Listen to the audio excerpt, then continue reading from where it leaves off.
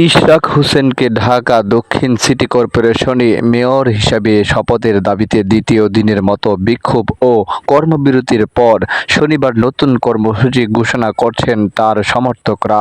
বৃহস্পতিবার বিক্ষোভকারীদের পক্ষে সাবেক সচিব মশিউর রহমান এ ঘোষণা দেন। কর্মসূচি ঘোষণা দিয়ে মশিউর রহমান বলেন, আগামী শনিবার আমরা শান্তিপূর্ণভাবে নগর ভবনে অবস্থান নেব। সেখান থেকে আমরা প্রেস ক্লাব যাব। প্রেস ক্লাব হয়ে সচিবালয় হয়ে পুনরায় আবার নগর ভবনে আসব। ইশরাককে মেয়রের দায়িত্ব বুঝিয়ে দিতে আজ বৃহস্পতিবার সকাল ৯টা থেকে দ্বিতীয় দিনের মতো কর্মসূচি পালন করেছে তার সমর্থকরা। কর্মসূচির অংশ হিসাবে আজ তারা বিক্ষোভ ও কর্মবিরতি পালন করে।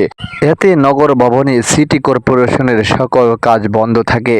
ওদিকে নগর ভবনে প্রবেশপথগুলো বন্ধ করে দিলে ওই ভবনে থাকা সরকারের স্থানীয় সরকার বিভাগের কার্যক্রমও বন্ধ হয়ে যায়। তবে এই বিভাগের কার্যক্রম পরিচালিত হয় সচিবালয় থেকে। ইশরাক হোসেনকে ঢাকা দক্ষিণ সিটি কর্পোরেশনের মেয়র ঘোষণা করে গত ২৭শে মার্চ রায় দেন ঢাকার প্রথম যুগ্ম জেলা জজ ও নির্বাচনী ট্রাইব্যুনাল।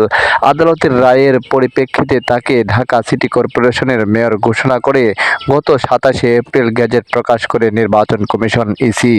ইশরাক প্রয়াত বিএনপি নেতা ও অবিভক্ত ঢাকা সিটি কর্পোরেশনের সাবেক মেয়র সাদেক হোসেন খোকার ছেলে।